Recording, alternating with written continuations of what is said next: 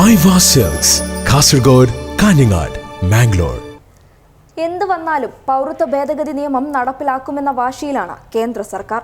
എന്നാൽ ഈ കരിനിയമത്തെ ഒരു കാരണവശാലും അംഗീകരിക്കില്ല എന്ന് പ്രതിപക്ഷ പാർട്ടികൾ ഭരിക്കുന്ന സംസ്ഥാനങ്ങൾ ഒറ്റക്കെട്ടായി നേരത്തെ തന്നെ പറഞ്ഞതാണ്.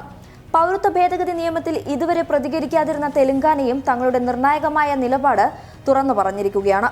ഒരു കാരണവശാലും തങ്ങളുടെ സംസ്ഥാനത്ത് ഈ നിയമം നടപ്പിലാക്കില്ല എന്ന് വ്യക്തമാക്കിയിരിക്കുകയാണ് തെലങ്കാനയുടെ ആഭ്യന്തരമന്ത്രിയായ മുഹമ്മദ് മെഹ്മൂദ് അലി.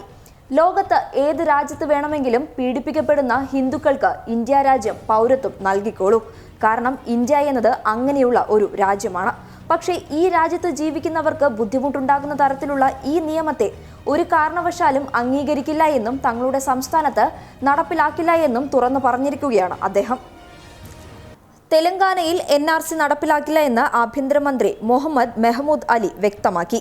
അതേസമയം ലോകമെമ്പാടും അടിച്ചമർത്തപ്പെടുന്ന ഹൈന്ദവ ജനവിഭാഗം ഉണ്ടെങ്കിൽ അവർക്ക് ഇന്ത്യൻ പൗരത്വം നൽകണമെന്നും അദ്ദേഹം വ്യക്തമാക്കി.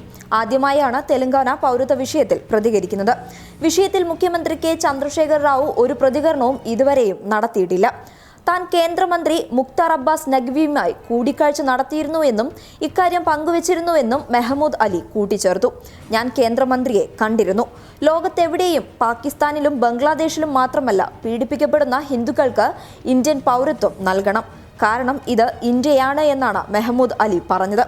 എന്നാൽ എന്തിനാണ് നിങ്ങൾ ഈ രാജ്യത്ത് ജീവിക്കുന്ന ജനങ്ങളെ ലക്ഷ്യമിടുന്നത് എന്നും പ്രശ്നങ്ങൾ സൃഷ്ടിക്കുന്നത് എന്നും അദ്ദേഹം ചോദിച്ചു. കാലാകാലങ്ങളായി ഇവിടെ ജീവിക്കുന്നവരാണവർ. രാജ്യത്തെ ജനങ്ങൾക്കിടയിൽ അനാവശ്യമായ ആശങ്കകൾ സൃഷ്ടിക്കരുത്. അവരുടെ കയ്യിൽ തെളിയിക്കാനായി ജനന സർട്ടിഫിക്കറ്റ് പോലും ഉണ്ടാകില്ല എന്നും ഇതെല്ലാം സങ്കീർണമായ സാഹചര്യം സൃഷ്ടിക്കുമെന്നും അദ്ദേഹം പറഞ്ഞു. തെലങ്കാനയിൽ ഒരു കാരണവശാലും NRC നടപ്പിലാക്കില്ല എന്നും അദ്ദേഹം കൂട്ടിച്ചേർത്തു.